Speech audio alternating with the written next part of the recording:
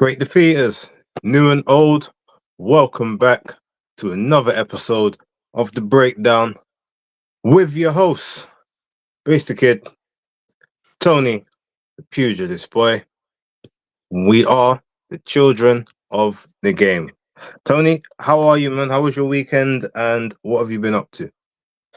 Well, life has been busy. I've been doing life, family, friends, living my best life. I'm out there, I'm putting myself about. I'm at boxing, I'm at football, up and down the country, sometimes international. So, I hear you guys in the back. I watch you. So forgive me. I put all my praise to you and thank you very much in there, Danny, from Fight Fan TV for last week stepping in and filling in the void. But yeah, life is lifing. And yeah, it's been good. Okay, fair enough. How are you? Yeah, I'm going to be totally honest with you. I am extremely tired right now. But because this is the breakdown, because this is the loyal subscribers, because I am Mr. No Days Off, as I will seem to have been christened last week in the chat and in the comments, I'm here and I've found a modicum of energy from somewhere to get me through at least an hour and 10 minutes so that everyone in the chat can not listen to a dreary version of myself. But yeah, I'm okay. Obviously, things could always be better for me in this particular instance, but I'm here, and being here with the community is what keeps my my motivations high. Let's put it that way. Pleased to hear it. I could suggest that you might need a companion. They normally tend to allow you to find yourself time. You need a companion. So to all the defeaters out there, this wonderful guy across there, if you know somebody, he might need a companion. Get your little black books out. Hook a brother up. I don't know where we're going with this, but that might make me more tired, not less.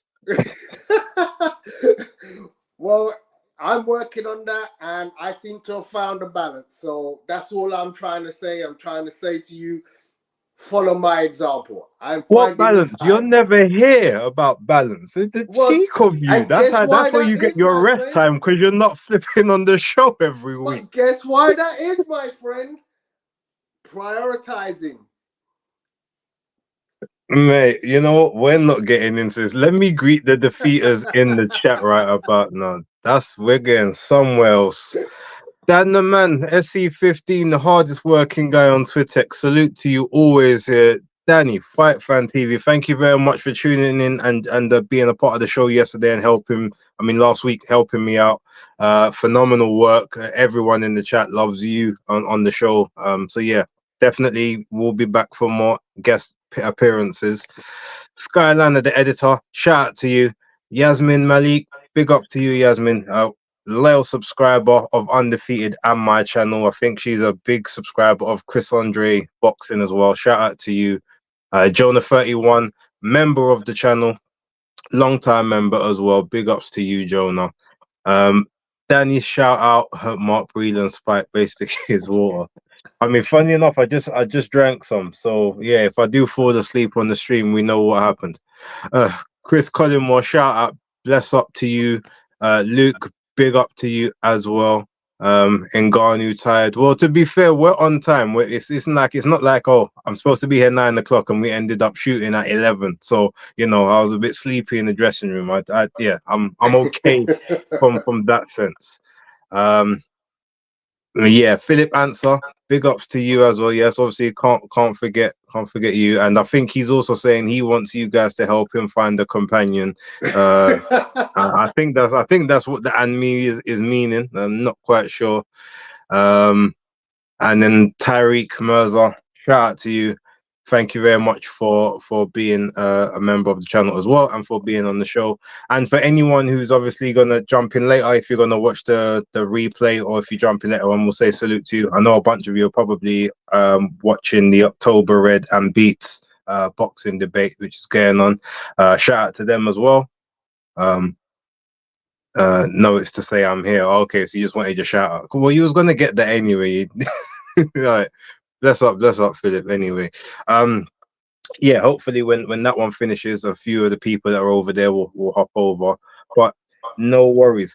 I guess I think probably the best way to start this, seeing as it was very heavyweight light this weekend, I think we should start and end with the glamour division. So and I know, obviously, yeah, Danny, I know the Canelo Munguia press conference is happening right now. They're on the West Coast. They've got no respect for UK times. So I just have to watch that on the replay. Jam Down 187 always in the building. Thank you very much for that. Oh, G Chain's popped in as well. So big ups to you. Yeah, let's start and end with the heavyweight division. So I think it's just about right. We start with Joyce against Cash Ali. Tony, I will let you kick this one off with your thoughts. Yeah, let us know, what did you think of the fight, and ultimately, what are we looking at next? Okay, so Joyce coming off the back of two successive losses to Big Bang Jilly Zhang, came out, and I'll be honest with you, I heard about this fight before I saw this fight. I didn't actually think it was too bad a performance from Joyce. I had heard that he was slow and ponderous, but actually I thought he was quite mobile. He came out in his usual fashion, tried to establish a jab, and then he gets into that mode, doesn't he? I'm just going to walk you down. And no matter what Ali would throw, which was in the most, it looked like Ali had done his homework, because he realized that if I throw an overhand right, I'm going to always catch Joyce. And that's exactly what he did there. You can see it. He threw the overhand right, and with regularity, I literally was counting them up. Oh, he's caught him again with it. Oh, he's caught him again with it. Oh, he's caught him again with it. And I literally have the scorecard and the details from each round. And in every round, I'm catching Joyce with an overhand right, regular as clockwork. And so it's just the usual Joyce performance. I'm going to walk you down. I've got here in round 3, I've written George Foreman 3.0. Obviously, George Foreman had the George Foreman before Ali, the retirement, and then the George Foreman 2.0. And all I could say is, watching Joyce on Saturday night, or later as it was for me on Monday, it just looked like George Foreman 2.0. And every round looks exactly the same. He wins every round. He walks his man down. There's no change of tactic. He did up the pace, the regularity of his punches in, what was it, round 7. You can see that the work rate changes. He ups and then it's just faster punches at the same target in the same way, with no thought about trying to defend that overhand right. In round 9, Ali is completely tired and he goes into complete defensive mode. Joe is just walking him down. As you see from the little bit of footage that I got, it's just one-way traffic. Joe is just teeing off on Ali. And then it's literally just, I'm going to survive the last 2 rounds. It's a 10-rounder. Ali knows he's just there to be the opposition. I'm not intending to win this. And now I've lost 9 rounds. I'm just going to see myself through. And unfortunately for him, with 17 seconds left in the 10th round, he receives a punch that drops him.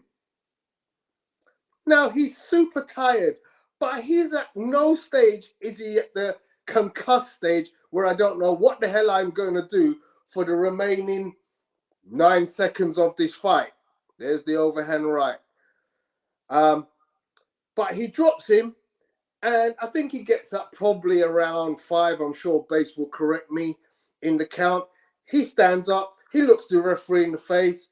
I'm good to go. There's 9 or 8 seconds left of this fight. But for some reason, referee decides, no, I'm going to stop it. No, he jumped, to be honest, he jumped up like just before 10. So he should have been on his feet by 8. So it was like 9 and a bit as when he got up. Okay, so there you have it. But as far as I'm concerned, he's on the floor. When he gets up, he's totally lucid. And I can't see any reason why the referee stops it with 9 or 8 seconds left. So if, in fact, if it was 9, there must have been 7 seconds left, or at maximum 8 seconds left, because the knockdown took place at 17 seconds to go. And you just think, okay, you got a stoppage. It really wasn't. That should have been a 10-round decision, 100 points to 89. But it is what it is. The win is a win. Joyce plods on. We will see where he goes next. But really, nothing has changed. Everything looks the same. The defensive frailties of taking shots are still there. And we shall see what goes on next. What did you think? Okay, so I disagree with you in a sense that it wasn't that bad. Look, a Joyce performance, you like you said, you get what you get. You understand what it's gonna be. He has a way of working in the ring which works for him, and obviously it's been effective up until it's not. But for me, I look at the performance, and you said, oh, okay, well, you know, you didn't think it was that slow. No, he was a lot slower than he's been in previous performances. He came in, and the one thing about Joyce that I've always credited is, like, he's a bit like Francis Ngannou in the sense that he is a huge man that seems to carry his weight extremely well. Like, even though he's a big guy, he never necessarily looks like just fat with a gut or whatever. Like, he always seems to be able to carry the excess weight he's got on him quite well. But you can see visibly in this fight, and obviously in the previous fight, that there is now starting to be a bit of a tummy coming in, especially when obviously you got to have the groin guard, which pushes up the bottom part of your stomach and makes it more pronounced to the audience. He was moving slower than I've ever seen him footwork wise. Now, to be fair, he was always able to get into position. And that's because he's excellent at cutting the ring off. He's excellent at stopping angles, and being as big as he is, all he has to do is take half a step either side, and you've not really got much places to go.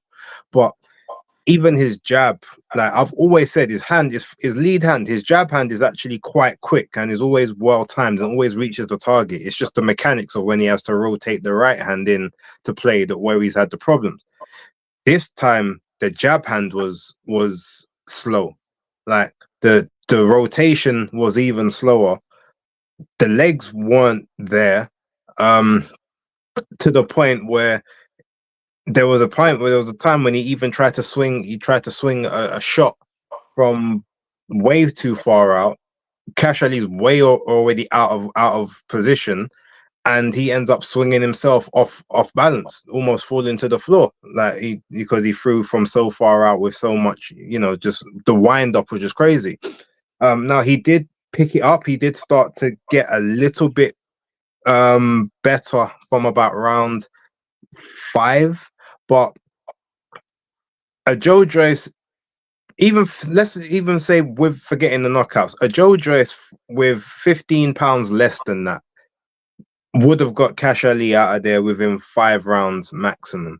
Because even when he was in the corners trying to work Cash Ali's body, and Cash did a very good job of surviving, to be fair, and obviously he's much quicker, but you could tell if you looked at the size comparably, it was like it looked like a heavyweight fighting a super middleweight in terms of how the two of them looked in the ring. Or if you don't want to use those particular, if you don't want to use those particular weights, because obviously they're both heavyweights, and it would be like a cruiserweight fighting a super middleweight, just in the massive size difference of the two. But yeah, everything was like just laborious, and I understand obviously it's the first fight back after the knockout, but him coming in at 286 pounds, I don't know what rhyme or reason that takes place. I don't know how much he was like eating after the previous. I don't know how long he was in the gym or not in the gym for, but he's now got to get his discipline in check, because when he was, like I said, when he was lighter, everything was a lot more effective, and now he's started to pack on more size, thinking maybe it's to think, oh, okay, I can protect the chin more because I can absorb punches more if I've got more weight on me, or I'm just not training enough.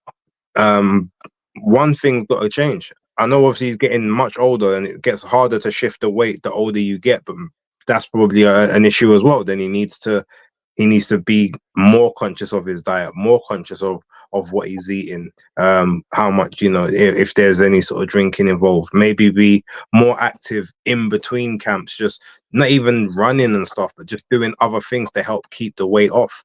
But yeah, it was a pretty poor performance, and obviously the KO at the end kind of, it did flatter to deceive, because if you just look at on box, okay, another stoppage loss, okay, he's back to destructive form.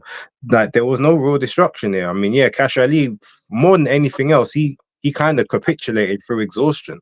He actually wasn't that concerned in the fight up until maybe about round 7. Then it was just about energy management. And yeah, I do think that, if the rule wasn't the rule from as I've heard it, maybe the ref could have just allowed him to see out the fight. But I do think he did get up extremely late on the 8.75 or the 9 and a bit. So you could say he slightly missed the count. But yeah, I want to see Joe. Yeah, I just want to counter that. Sorry to interrupt you, Base.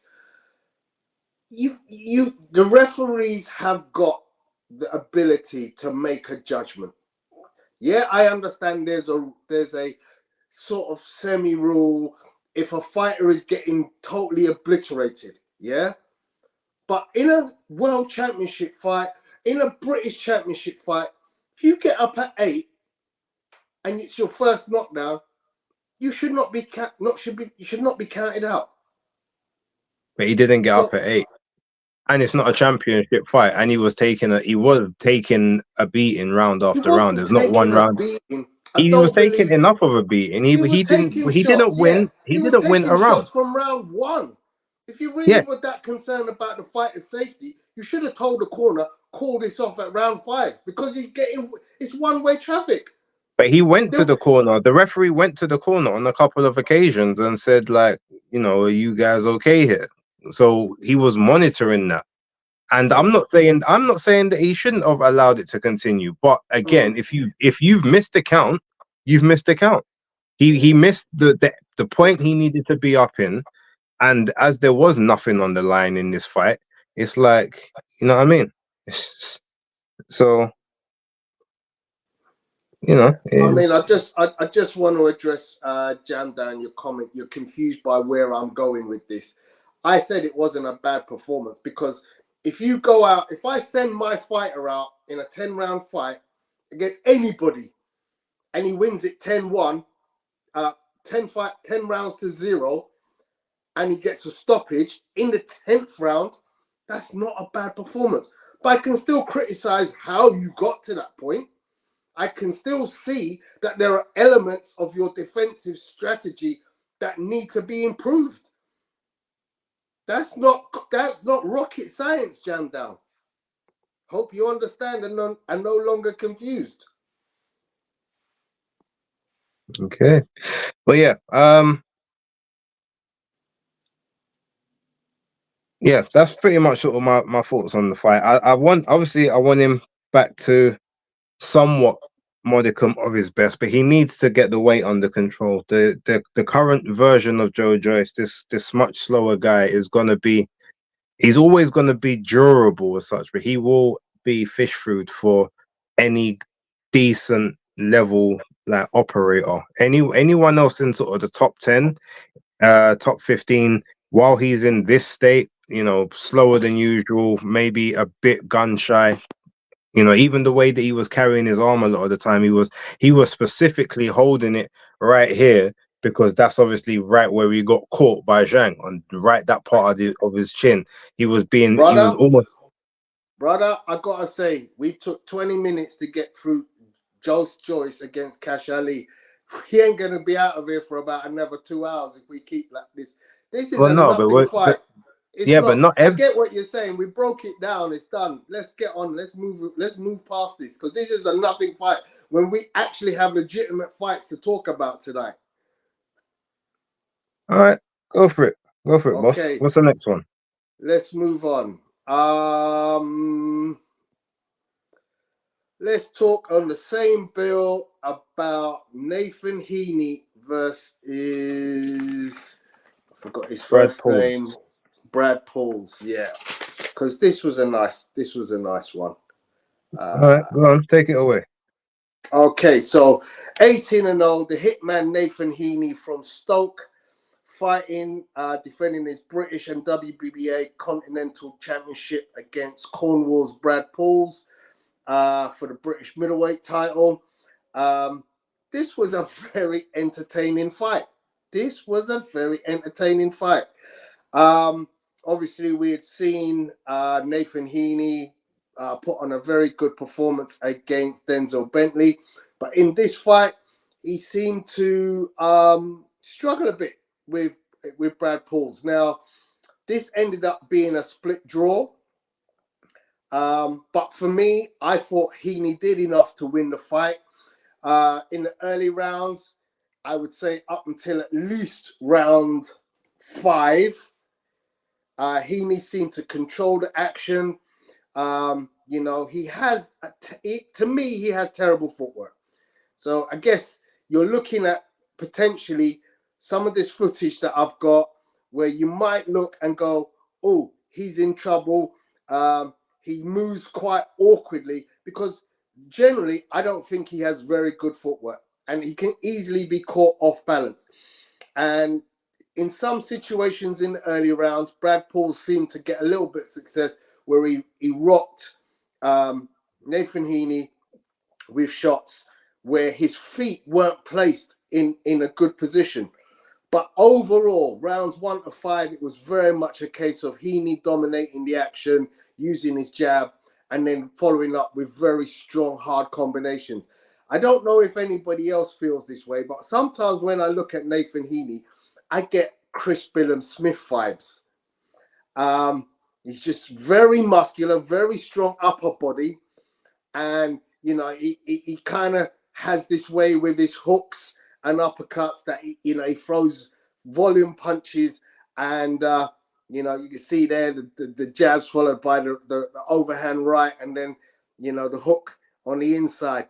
So a lot of good combination work that seemed for me to stead Nathan Heeney in good stead for the later rounds where Brad Pauls came back into the fight. So rounds 1 to 5 were easily to me for Nathan Heeney. Round 6, I scored that as the first round for Brad Pauls, where he loaded up and seemed to just be chasing Nathan Heeney around the ring for a lot of the round and seemed to be able to get the better of the action in that round. Round 7 was back to Nathan Heeney, who boxed well.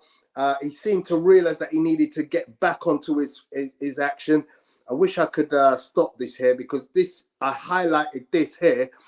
This is the punch stats from the fight. You can see in red where the rounds where Heeney scored more punches, and the green were the punches where Pauls had landed more power punches in those rounds. And it actually looks like Paul may have had slightly better of the action over more of the rounds, but it was still, when you looked at the final totals, that Heeney landed more punches. But on a breakdown round by round, it was very interesting that although I scored this fight in favor of Nathan Heeney, that punch stats on CompuBox had the two very, very close. And I think it was literally 1 round difference.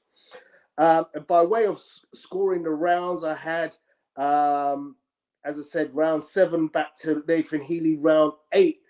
I had that down as a Brad Paul's round. Round 9 and 10 back to Nathan Heeney, and then round 11 was massive for Brad Paul's. I think if it had not been for the ropes, there would have been a falling down for Nathan Heeney, because he found himself getting hit from pillar to post and across all sorts of the ropes in round 11, and he was in desperate trouble. But round 12, Brad Paul's, he was told by his corner, you need a knockout to win this fight. He came out with all aggression, and to Nathan Heeney's credit, even though Brad Paul's came out with the intention of following up what good work he did in round 11, Nathan Heeney boxed extremely well in round 12 and may have even got a share of that round, because it was a ding-dong round for both boxers. Heeney did hurt Paul's in round 12 with a lovely 2-piece, but he also was the recipient of some very good shots from Paul. I would have given that round to Paul, but I could easily have given it as a draw. But overall, very entertaining fight. As I said, I did score it to Nathan Heeney. What was your thoughts? Yeah, I mean, I agree with most of that. I scored it to Nathan Heeney as well. 115 to sort of, well, it was actually one. I did actually have there was a round in there I thought was very even. So I think I had it 116, 113, but I didn't write the scorecard down. The overall flow of the fight, look, the first 5 rounds was really what sort of told the show. Nathan Heeney is always sharp early on. He managed to be sharp. And you could see that basically Brad Paul's whole itinerary was, okay, when you throw, I'm gonna let you have the jabs, but as soon as you throw like the backhand, or you try to get the backhand involved, I'm gonna try and counter and move with you in that moment. And he didn't work in sort of the first few rounds, but he was stepping forward, trying to apply pressure. Nathan Heeney. To interrupt you, Base. I hate interrupting you when you're mid-flow. No, you don't, because you do it all the time. You want to talk about 20 minutes on a segment, but how are we going to get through it quick if you keep interrupting? Go on. What do you want to say? I'm going to put the video on, but Danny doesn't think that the knockdown was... He thinks that it was a knockdown. I want Danny to look carefully at the footwork when I play this, because it comes right at the end. He's not talking about that. He's not saying that's what the knockdown was. He's saying because the referee broke the action to put the gum shield back in.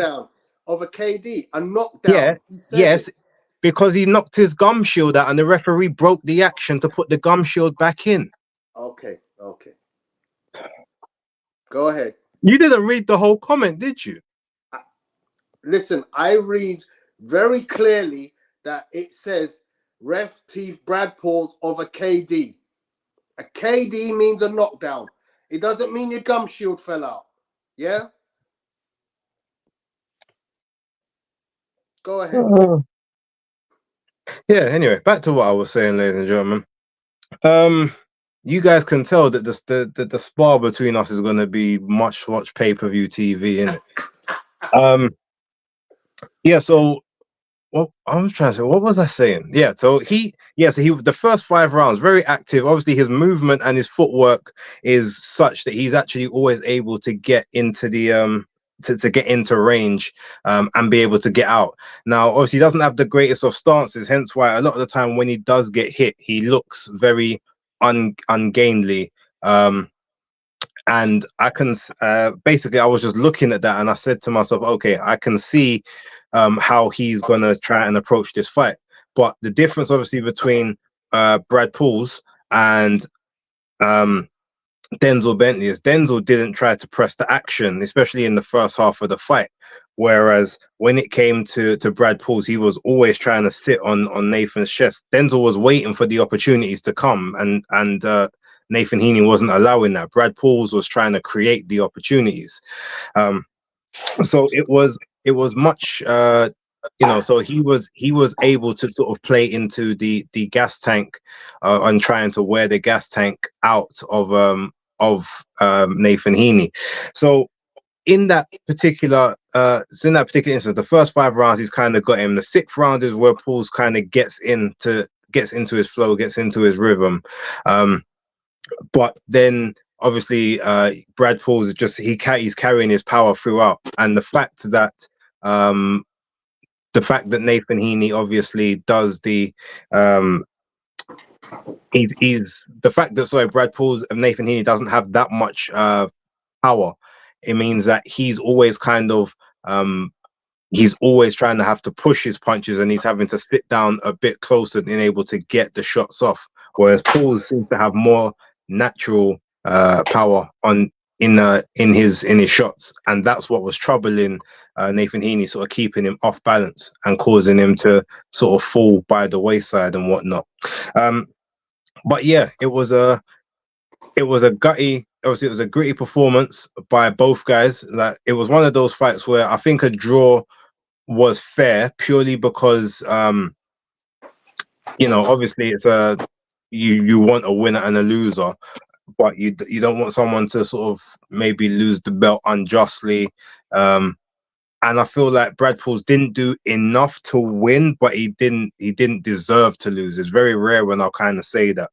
So I can kind of see where someone could give him 6 rounds, but I think I had it more. I had it 8-3. No, I had it 7-4 and 1 even, or 7-5 and 1 even. Sorry. So yeah, there was a couple swing rounds in there. Definitely, it was just a good scrap. It was a good main event. It just came on way too late in the night. And we do have to thank Liam Davis for closing the show against Eric Robles, which we will talk about very briefly straight after this, for allowing this event, this fight, to take place before 12 o'clock. That's one thing I do want to say. But yeah, since I've just mentioned it, let's jump straight into the Liam Davis and Eric Robles fight. Now, for some reason, I'm not quite sure why the IBO title was vacant when this bout started, because Robles did beat Lee McGregor for it last year, but clearly something happened, maybe in the paperwork or whatever, where he didn't get to keep the belt, but they allowed him to. Obviously, you get to fight for it again in this particular bout. But as you can see there, like, Liam Davis, his style, the way he's been throwing his punches, I've always said he doesn't throw punches like traditionally like a boxer, but he seems to always be in position. He seems to be able to now get maximum leverage of all of his shots, which he wasn't doing at the start of his career. He seems to catch his opponents at the end of the shot more than like in the middle or at the beginning, which is just it's just increasing the power. And the way he's able to generate power without like properly digging into the canvas or having to swing from the rafters is quite impressive. And as you guys could see, that short uppercut was brilliant, just because there was no, number one, there was no tell on the uppercut, and number two, he didn't throw his entire body weight into it. That was pure technique and timing. And Robles, obviously, you have the tough Mexican sort of stereotype or attribute that is normally labeled. I mean, he broke through that quite comfortably. And even though Robles, he did look a lot smaller than Liam Davis in the ring, both height and just size in general. But yeah, Liam didn't come to play for overtime. He knew it was getting late in the night and people had places to go or sleep to be had. And yeah, he probably wanted to go and watch the DAZN show. That's why he finished it so early. But yeah, big ups to Liam. Good performance. Tony, you can give your thoughts on that little 2-round demolition job. Yeah, no, nothing really to add. I just wrote a very good performance from Liam Davis. Great distance control. He used his footwork beautifully to stay right in the pocket in front of Robles, but he also used it to keep away from Robles' attacks. I mean, Robles had a flurry in the first round, and I think that was enough for Liam to say, okay, yeah, you've had that. And that was it. That was, from then, Liam just seemed to know exactly how to see when Robles was about to set off on an escapade to throw punches and move himself away out of range, and then he would come back in and he'd be on the front foot and do what he did so beautifully. Lovely mix of punches, as you saw. Head and body work was just lovely. Anyone wants to see how a boxer operates at the top level, that fight can show you. Very defensively sound, good footwork, hands up in the right position at all given times, able to block punches, able to see over his gloves. Very good performance. Very happy for him. Let's see where he goes next with his IBO title. All right, good stuff. I don't know if there's actually watched them, but right, very briefly, what I want to say, the Dennis McCann and Brad Strand fight, I only saw the last 6 rounds, and I haven't been able to get back to finish off watching that fight. So what I will say from what I saw is it was very much a case of Dennis McCann sort of seemed to be bossing it in the first couple rounds of that, but then he I saw Brad Pauls looks like he was trying to counter off the front, counter off the back foot, and trying to box off the back foot, and was being timed. But when he basically decided to change tactic and he started actually being the aggressor, coming forward and holding center of the ring, he was actually pushing Dennis McCann back and was having major success towards the end of the fight. I did see that he did knock him. He did get knocked down in the second round, but I only saw that on the highlight, so I can't comment on the whole thing. I just wanted to make a mention of that, and then also just to say I haven't seen it yet, but I will watch the Pierce O'Leary and Havanes Motorosian fight, which I think ended in the 9th round. It sounds like it was a good battle, but I just didn't have the time to watch that as I had to watch a bunch of other stuff. So if you saw those, O'Leary, here's the finish of that O'Leary Motorosian.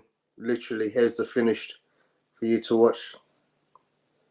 Well, I wanted to watch the fight in its entirety, but okay, I'll watch this. Well, because the people then want to know. Yeah, you talk. If you watched it, you talk about it.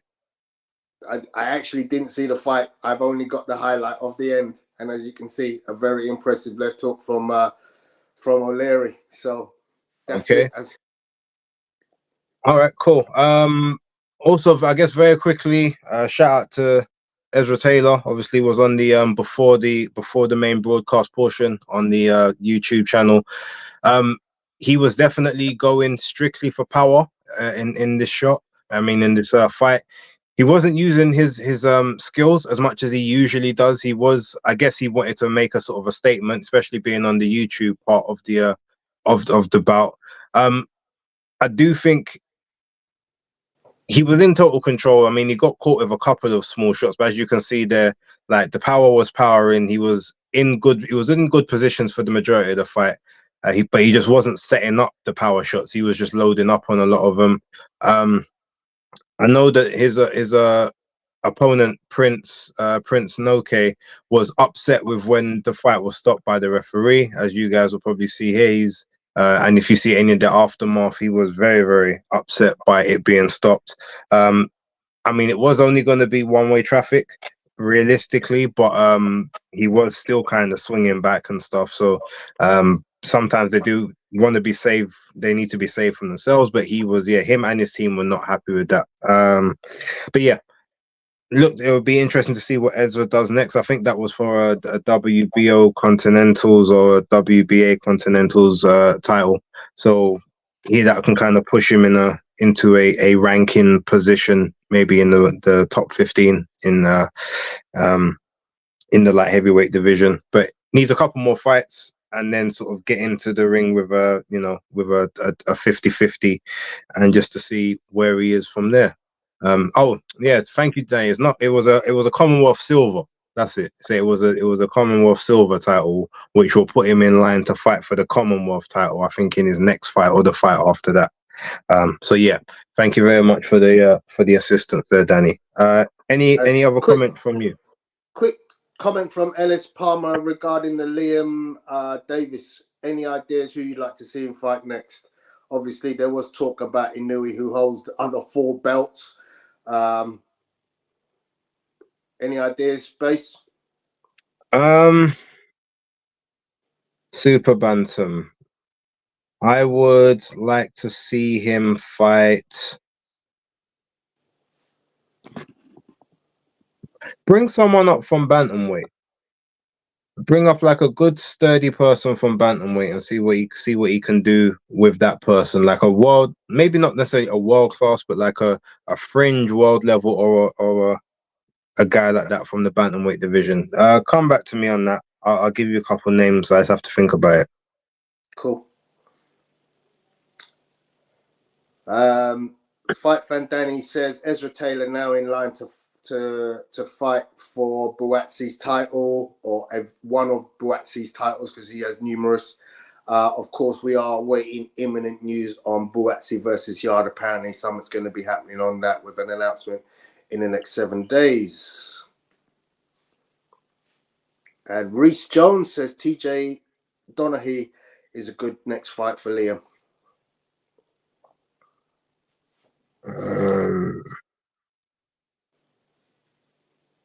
Let me check to see who.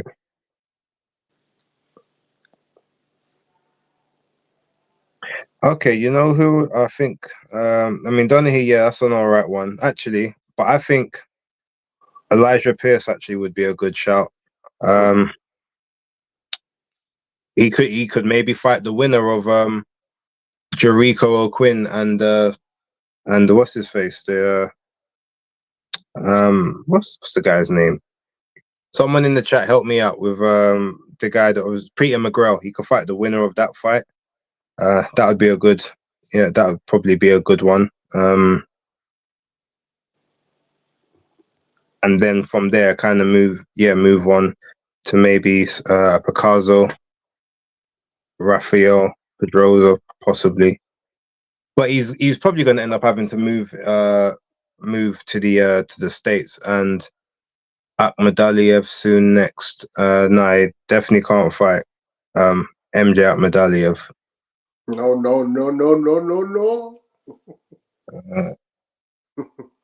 Maybe I think Rais Salim would be a decent shout. Sam Goodman, Elijah Pierce. There's a few of them that he could sort of get in the mix with. Those ones just below like the top 5. And then if he wins that, then obviously he can be ready for well, he may never be ready for in a new way, but then that's about as much preparation as you're gonna get. Sam Goodman and those sort of guys. But I know Goodman's in line for a new way shot after Luis Neri. So yeah, there's a few of them. Anyway, what? All right, so next fight. Let's move over to the Golden Boy Promotions card, and Floyd Schofield against Asturi Saro. I quite enjoyed this fight. It was extremely dirty. There was a lot of underhanded tactics from Saro, but I did enjoy the action. The one thing, the one criticism I had of Floyd Schofield in this fight was that he didn't set up any of his shots. I mean, there was in the first couple of rounds he was managing to catch Saro with that sort of the leaping left hook or the sort of the lead left hook, but because he caught him with it once or twice in the first round, he just tried to just execute the same punch like over and over without disguising it or getting Saro to basically getting him to actually be in position to receive it at maximum impact. And because of that, he was able to get countered on a couple of occasions. He was able to get Saro was able to sort of jump in, sort of clench, hold, nullify. Obviously, some of the dirty tactics were in there. There was other parts where I feel like, even though Saro was being very sort of dirty and underhanded, there was also quite some dirty work with like the forearms and the elbows and stuff from Schofield. But obviously, the ref was only really picking up on one side. Saro got several points. He got 2 points taken off. One, apparently the ref said that he caught him in the leg or something. I missed the first shot that he got, where he got a point taken off. I wasn't sure what had happened, but I thought it was a bit unfair because he wasn't warned before that first point. But then I think his second one was a bit. I think the second point he got taken off when obviously he dipped underneath. He dipped underneath Floyd Schofield, and Schofield tried to sort of hook underneath his arm, and he just basically lifted himself up and kind of shoved Schofield off, and obviously Schofield ended up falling to the ground. I felt he was a bit hard done by that one, but I can see obviously how you can take a point off. And yeah, ultimately then he finally got disqualified, I guess rightfully, for the 2 low blows in the 5th round. But yeah, I think he was one point he was like, okay, like I'm trying to work, you're being dirty, I'm the only one that's getting any comments to me, I'm the only one getting points taken away, so fine, like if we're gonna do this, then have that, because they're not gonna let me win the fight anyway. That's kind of how I think his mindset was looking. But for the 5 rounds I enjoyed it, and the fact that it was the thing that I found quite funny to a degree was that Floyd Schofield was the one that basically jumped in with his head and caused the head clash with Saro that ended up really splitting open the top of his eye over his eyebrow. So I thought that was quite ironic. But that's two cuts, 2 very, very bad cuts in his last 3 fights, which tells me specifically that I think he's not going to be at 135 for much longer, because there's clearly not enough enough fluid in his body. His skin must be very dry to be cutting as deeply as it's cutting so often. So yeah, that's sort of something that I feel like he'll end up moving up to. And if you look at the size of him, like he's quite comfortably will fit into a 140 frame. But I enjoyed the fight for the 5 rounds that was there. What was your thoughts? I wasn't so impressed. I mean, you sound like you enjoyed it. I kind of was like, I've seen Floyd Schofield before. I thought he was one of those like fighters that could potentially be a superstar for the next gen. But that fight really was ugly to me. It was totally ugly. I don't like his style that much now.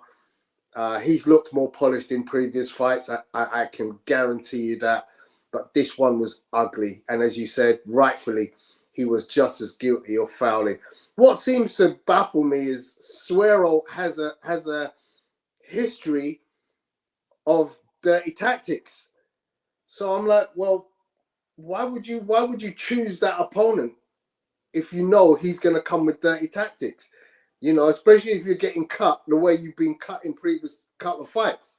The shoulder throw in round 4, you very eloquently called it an uprising of the something or other. I just saw it as a shoulder throw. It looked like a move straight out of WWE. And yeah, he deserved to get stopped for the low blows. Do you know what? Do you know why I say that? I don't think I don't necessarily think he was intending to pick him up and dash him, because he never put his arms underneath. He didn't put his arms underneath Schofield's like legs or his butt to get elevation. He just rose up because he was in a crouched position. Schofield sort of leant onto him, and he's just strong enough to raise up. But it's the way obviously he flung him off, which I get. But it's because of the arms is the reason I say that I don't feel it was fully intentional. But there was a time later on because I think that happened in the 3rd. There was a time in the 4th he had the ability, he had the opportunity to do that, and you actually saw him dip down and he grabbed Schofield's legs, but then he stopped himself. So yeah, that's kind of what that's the reason why I say, like, even though I can understand you getting the point taken off, I don't know how intentional it was in that sense. But yeah, yeah, as you said, I mean, I'm a Schofield boxer. I very often pick up fighters because I use it as a technique. I show people where you find yourself. You can sometimes be taken advantage of because I can physically move you. So I often pick up fighters. I know, picking up a fighter is a different set of movements to anything I do in boxing. And I know it does happen occasionally, but I happen to know, picking up a fighter on your shoulder, it's a different set of movements to anything you'd normally do in boxing. Okay, cool. But yeah, that was pretty much that one.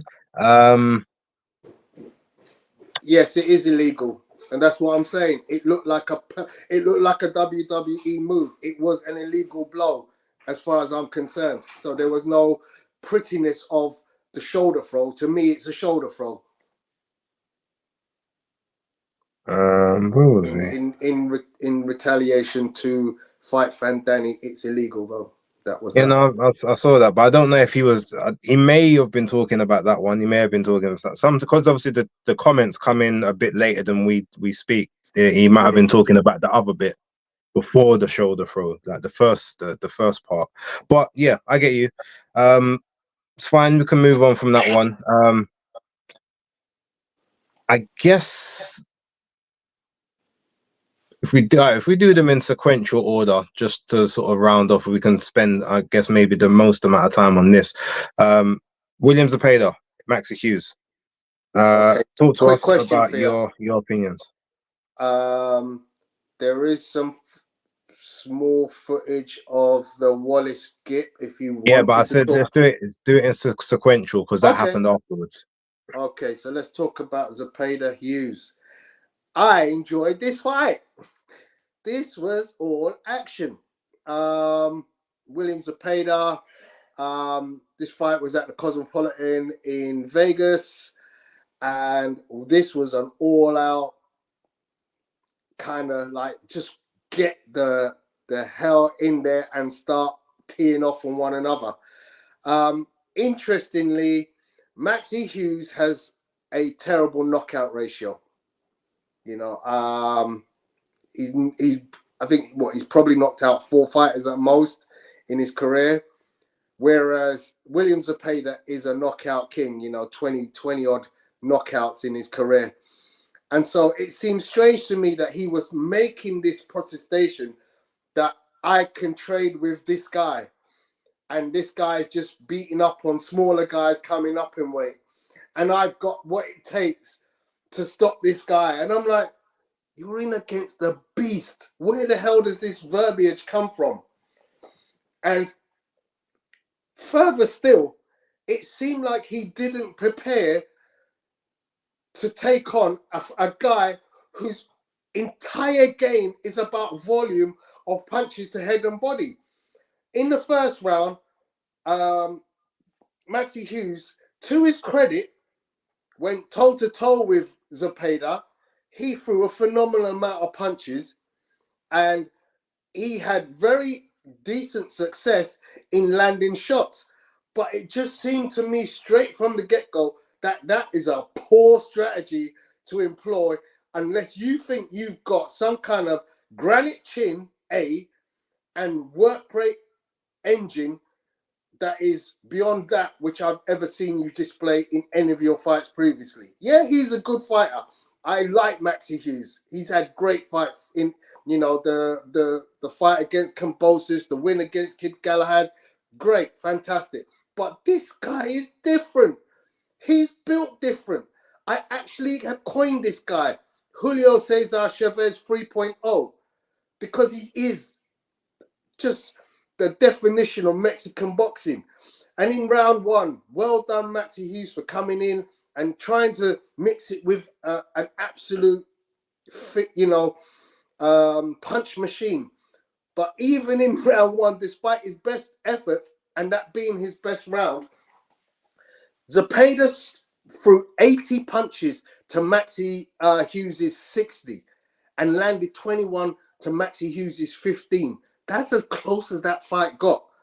Round two, Zepeda was like, okay, well done.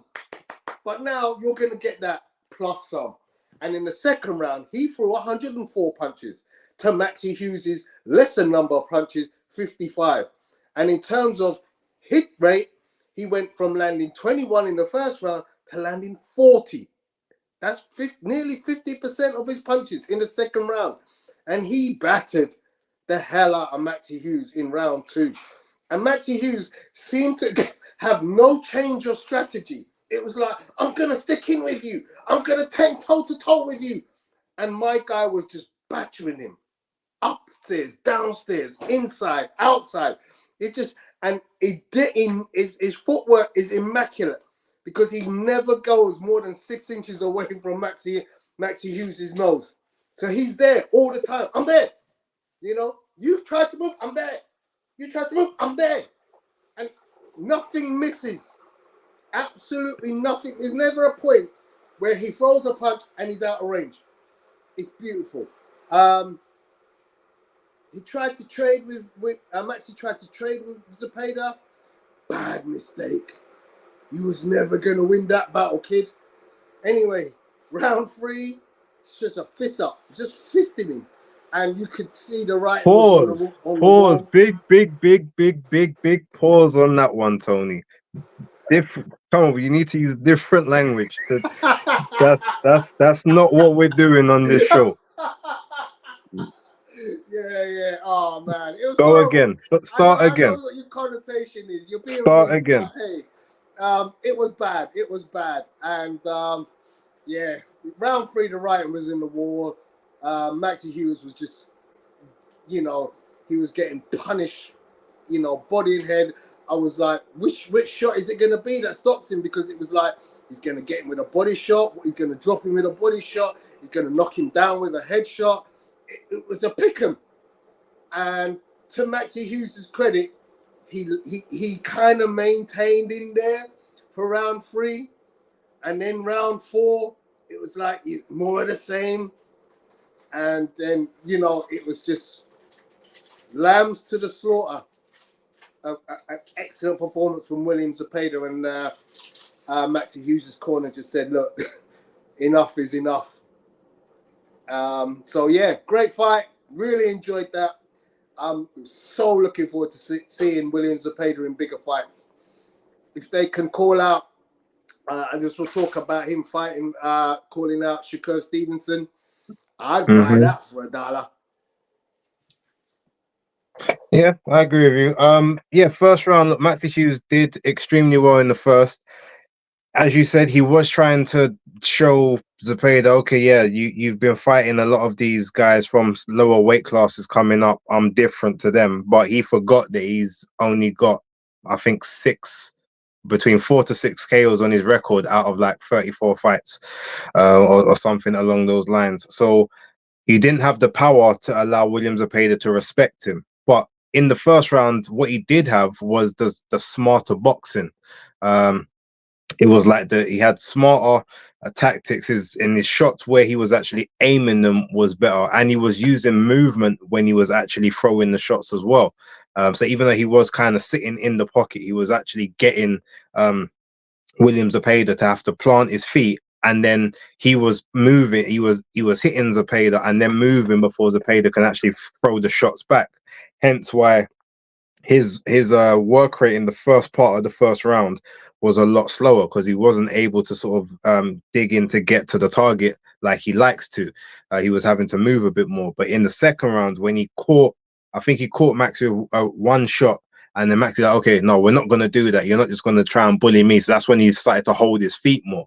And after he held his feet, that was the problem, because now William Zepeda's got a target in front of him, and you can't get away from it. He's like, the swarm is there. Maxi did well to try and block, cover up, but there were several shots. You see them fold him over. You know, he's hunching over, trying to protect that part of his body, tucking his arms in closer. He's still swinging back, to his credit, and also to his credit, he didn't complain about the numerous shots that were going low, straying way below the belt line that the ref didn't seem to wanna call. But yeah, you know, to the point where William Zepeda, he was almost like, I don't even care about the headshots and trying to capture you up there. I'm having fun working to the body because it's just there. And every time he would dip down one, obviously the arms would dip a little bit, and then when Maxi comes to throw his own shot, William Zepeda, that's when he goes to the head. You know, he was very tactical and smart in where he was throwing the punches, even though he wasn't giving himself like room to breathe. You can tell that his mind works very quickly about which punch is going where and how he's going to execute it. Now that style is, if every punch hurts, then he's always going to be in with a shout in any opponent. The problem comes when you've got an opponent that's got excellent defense and brilliant timing, and if you just want to be throwing 100 and 200 punches around, yeah, you might be, the best thing you can maybe do is, you know, overwhelm them. But when it comes to the point now when you have someone that, you know, can block that one with the elbow and then come up with the short uppercut with the same arm after, you know, as you've thrown yours and you're no longer in position, that's where the problems are going to come. And he will be, unless he sort of, you know, works around the target more or uses his feet more when he's throwing the shots, he will be a counter puncher's dream, especially if they're a hard punching counter puncher. If they've just got medium power, then he probably run through them as well, because he'll outlast them, he'll outpace them. Like, he's from Mexico City, all of that is high altitude, so they're just naturally like stamina beasts when it comes to activity in the ring. But yeah, if you've got, I think the one person that is a definite style nightmare for William Zepeda is someone like Tank Davis, because he is one of the best counter punchers in the game. Give him that. And obviously hits extremely hard. If you give him the same options that you gave to Maxi Hughes, he'll land that counter. And if you can take the shot, then maybe you can outwork him throughout the fight. But if you can't take the shot, then obviously that's where the problem comes. But other than that, every time William Zepeda is having a fight, I've always tuned in. I've always stayed up, because he is must-see TV. You know you're going to have a fun fight. I've never seen him in a stinker. Even fights when he gets a bit more nullified, like the Jojo Diaz fight, where, you know, Jojo had the right tactics and he was the counter puncher. He was able to punch between the punches, but it was still a highly entertaining fight. And I don't think we'll ever get a poor fight from William Zepeda, unless you've literally got someone just taking a tour of the turnbuckles round after round after round. But yeah, that's sort of my thoughts on that fight. You know, respect to Maxi Hughes. He probably should have tried his normal tactics of, you know, boxing, moving, and trying to be economic, especially after the first round. But I think he got happy with the success that he had in the first and thought, okay, maybe I can do something here. But he quickly learns that this is a whole different ball game to what you're used to. And yeah, unfortunately, that's another. I don't know if he'll carry on. I think he still will. He's still a decent operator, so he can probably be that gatekeeper status for the next person now, if that's what he wants to do, 1 or 2 more paydays. But yeah, shout outs to William Zepeda. He definitely won't be fighting Shakur Stevenson next, but that fight could happen maybe the end of this year, start of the next one. But yeah, just more activity, keep him active. That's the main thing. 3-4 fights a year for William Zepeda is what we want and what we need. Cool. And then yeah, very quickly, shout outs to Conor Wallace for his 6th round KO over Gipp on Sunday. Now this was happened Sunday morning on DAZN, which would have been Sunday night in Australia, where fight took place. Light heavyweight, 12-1 coming into this fight, and the first couple of rounds was they were very back and forth, to the point that I actually gave a lot of them to Gipp. He was beating Wallace to the punch. He was a lot quicker. He had some good snap on his shots. But Conor Wallace has he's very upright, but he's got a very good long reach. Obviously, southpaw, 6'3" at 175 pounds, and Jack Gipp I think was about 5'10 and a half, 5'11. So you could see the clear size difference. And Jack Gipp was also a previous super middleweight who was moving up. He said that he can still make super middle. He doesn't weigh much over the super middleweight limit now. It's just that he doesn't like to cut weight. So he said he'd much rather fight bigger guys than actually have to cut weight and be depleted in the ring. Maybe, I mean, look, maybe Conor Wallace is just like 2 or 3 levels above Jack, even though Jack's got a very decorated amateur career. But he might want to think about just shedding those extra pounds and go into 168 where the people are going to be closer to his size. Because I'm pretty sure Conor came into the ring close to 190, 194, after weigh-in day. But yeah, very competitive in the first half, but Conor just ultimately had those straight shots and the power. There was just more power on his shots later on down the stretch. His 1-2 is actually very good. His straight shots are very, very good. I would be very keen to see him in the ring with some of the British stuff. They said after the fight, this is going to be pretty much his last fight in Australia. He's basically run through all the competition that they have there in and around his weight, so he's going to have to start traveling internationally.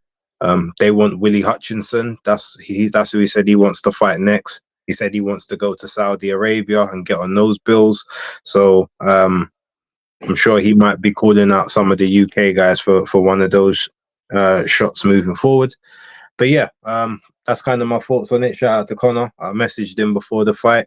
And I think this week is actually supposed to be the birth of his first daughter. So congrats if that has happened already.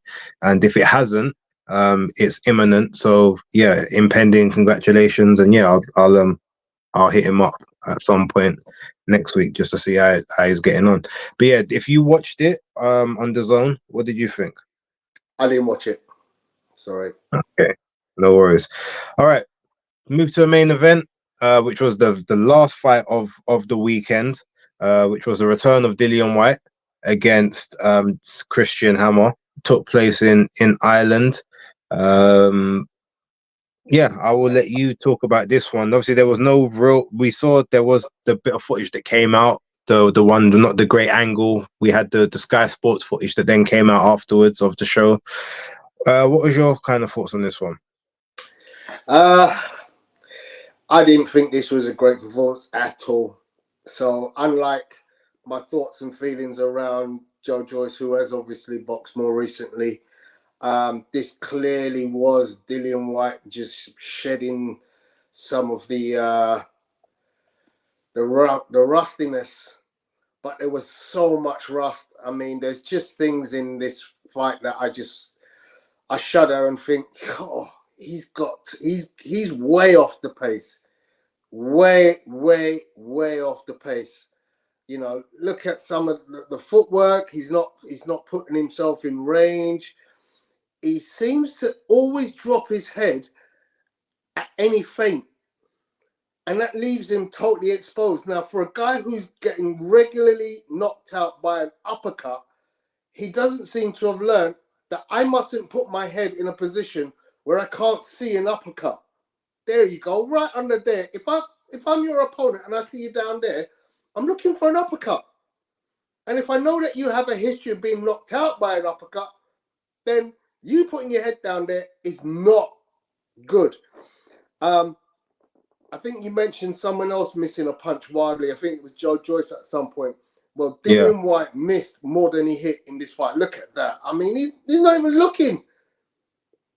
You know, there's so many punches that are like this in this fight that he misses so badly on so many occasions. And you see he's getting hit there, the water spreading off his head as his opponent catches him.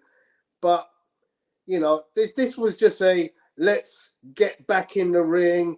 You know, glorified sparring is what it was. Let's get some rounds. Look, he even gets hit off balance there. Oh, look how bad that shot is. You know, it just did not look in any way attractive to me. And ultimately, you know, it is nice to see Dillian back, but as I said with the Joyce performance, this is a fight that we don't need to spend a huge amount of time talking about because it was woeful. And we know he's got better to come. Look, it was extremely rusty. I don't think it was a terrible performance. What I do think is, yeah, he did need. He probably again is someone that needs to maybe, if not shed a bit more of the excess timber if he can. Although he didn't actually come into the ring that bad, it was like 256. The late 240s is his best kind of his best weight. I mean, look, his legs and his footwork is always going to be as it is. I think obviously back in the day he was like shot in the leg, and so he's never gonna have that same mobility that he used to have from especially from like the kickboxing days and that. But I think yeah, his timing was out, but his jab is still sharp. That's a plus. I think the jab was still moving quite nicely, quite well. Yeah, again, he's another one where the rotation from the backhand to the front hand was a lot slower than usual, and he does need to obviously get closer to his opponents. He is defending against sort of, even though he does still dip his head forward a bit, he's defending more against the potential uppercuts now using that cross guard. That is obviously his defense for that, understanding that is part of the issue. But yeah, look, it wasn't a great performance, but 16 months out the ring. I think he probably needed more rounds than Joyce. Like Joyce only needed the 4 or 5 rounds. He should have got you know, Cash Ali out of there. Whereas Dillian, I think, needed Christian Hammer to go maybe 6 or 7 or 8 or even possibly even go the distance, because he needed that activity just to get everything back clicking in motion. But he said, look, I want to be active again after this fight. I want to come out again maybe 8 weeks time from here. And again, he said he wants to try and fight 4 times this year, which is possible, especially fighting opposition like this, if you're prepared to fight for little to no money, and then maybe have like a much bigger fight right at the end of the year for the big bucks. That's my hope. I hope he does have another 1 or 2 fights at this level, just maybe with someone that's actually going to stay in the ring.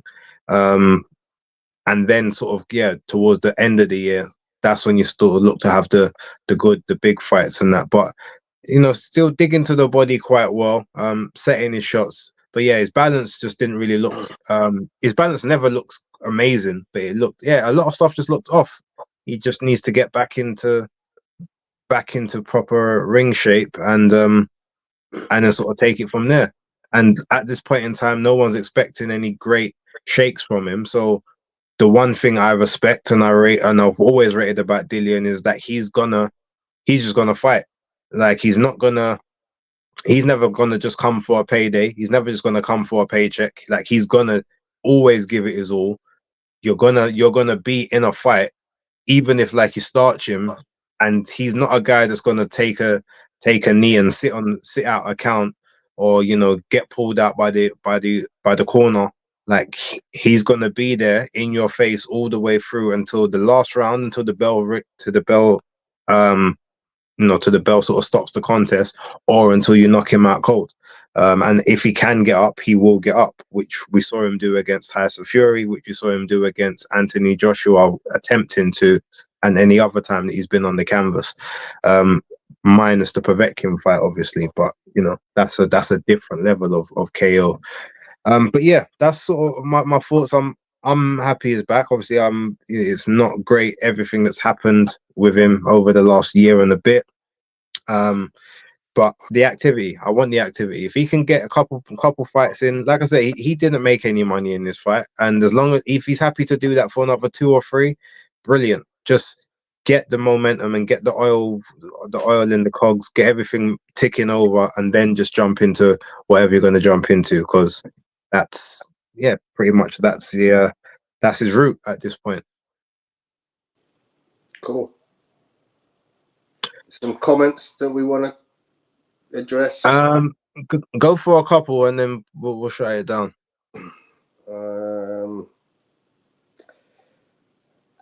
By the way, welcome to the chat, Alexander the Great. Dillian needs to fire whoever brought that stool. I've seen that so many times, Alexander. That's not unusual in boxing at all. Dillian's IQ was never strong suit. He refuses to fix that dipping floor and he'll get KO'd for it again. Yeah, that's what I'm trying to make the point. Has Dillian ever thrown a good shot? Well, I did answer Chisora, Povetkin, Lucas Brown. He's got a bag load of knockouts that you can go, yeah, he's thrown good shots. But there's a thing about the technique of throwing the shot. You know, when we look a couple of weeks back and we look at AJ deliver, you know, amazing striking power to the head of Francis Ngannou, and we look at the way Ben Davison rehearsed the shot, went through the motions of the mechanics of the shot, you know there are ways to generate power. And some of the ways Dillian attempts to throw power shots just don't generate that kind of power. Now, I know he's a powerful guy. I used to train with Dillian at Don Charles's, not at Don, that was with Chisora. I used to train with him elsewhere. I can't remember where, but yeah, I have seen Dillian Whyte train. He's one hell of a guy. He's a huge specimen of a fighter. And I wouldn't want to meet him in a dark alley. And I like the guy, you know, South Londoner, nice guy. He is genuinely a very nice guy. But there are mechanical issues in his fighting style that I'm worried that we've seen Buddy McGirt of late look fallible in terms of showing fighters technique. And I'm beginning to wonder, is Buddy McGirt really the answer for some of our fighters over here? I think for someone like Dillian, who obviously is a body puncher, I think Buddy works for someone like Dillian, who's a body puncher. Ultimately, what he needs to do, because he's not going to improve his technique as such. He just has to try and work on his defense. He has to or try and work on the way that he's going to keep his head protected in certain moments. And sometimes Dillian just wants someone that can maybe give him a better instruction in the corner, as opposed to someone that's going to work on his technical deficiencies. But a body puncher again with a trainer that loves to work the body and knows how to open up the shots, I think is I think that's not too much of a bad pairing. In regards to Alex, who said, "Oh, however, base if Dillian went the distance with Hammer, people would claim he didn't KO him because he's off the gear." I mean, Dillian has got quite a few. Sort of distance fights of late. You know, it's not everyone that he KOs, so I think people wouldn't look at it in the same way. But also, even if it went late, you always know Christian Hammer's he's good for a pull out of a fight. Sort of, you know, he can be. So you just do it as long as he had 7 or 8 rounds. I think that people wouldn't have really said much. Last one person I know says, anyone who trains with Buddy McGirt in a big fight, you need to pick the other fighter to win. That's funny. Well, maybe then Buddy's the person that you get for the to build up the tools, and then you go to someone else when you have that big, you know, that last shot. The one thing I will say about Buddy McGirt is he does have a very, very big roster, and he's always traveling left, right, and center. So that sometimes you need someone that's going to be there like 100% day in, day out. And Buddy's not really that guy. He's a guy that will show you the mechanics you need and kind of let you go off and do it, and then come back towards the end of a camp and then say, all right, yeah, oh, this is what we're going to do, and then work on the tactics. He's not a guy that's going to be up doing the runs with you in the morning and stuff. So it depends on the type of trainer that gets the best out of you. Some people just need the game plan and the advice. Other people need the one-on-one specialist treatment. And if that's the case, that's where you go to someone like a Don Charles, or someone of that ilk with a very, very small stable, but they can be anywhere that you need them to be. But yeah, that's kind of my thoughts on that. Anyway, look, we've going for hour 20, pretty decent amount of time considering the amount of boxing that there was. Tony, give them your socials. So guys, you can catch me on Pugilistboy on Twitter, X, and YouTube.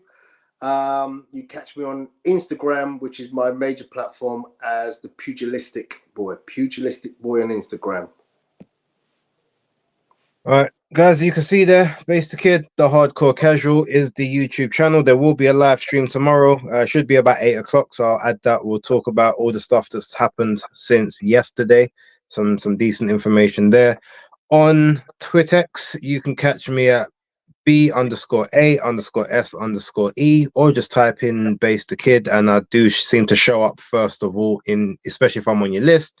Instagram and Threads, BaseDaKID as well, although I don't really post a lot of boxing content on there, but you can also, if you're on there, you can follow me on there. Catch me in the private messages. I've been speaking to a few of the great defeaters who message me on there from time to time.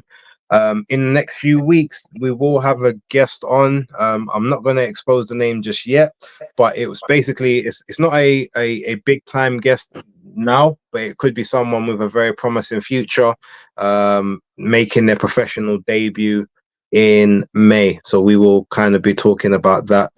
Once I get that ratified, I will let everyone know in due course. But yeah, big ups to everyone who was in the chat, everyone that joined the live stream, and we will catch you next week. So until then, peace. Salute.